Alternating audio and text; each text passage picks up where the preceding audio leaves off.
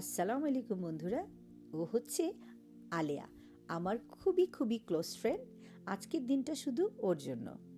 আমার প্রিয় বন্ধুর আগমনে মনটা আজ আনন্দে ভরপুর। নিজের হাতে তৈরি করেছি মজার মজার খাবার।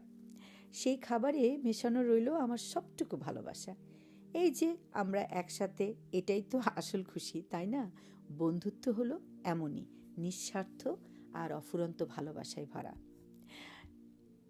আলেয়া খাবার খাচ্ছে আর খুব খুব করে প্রশংসা করছে, এবং পারভেজ ভাইও তাই। আরিফ হাত তুলে দেখাচ্ছে খাবার খুব মজা হয়েছে।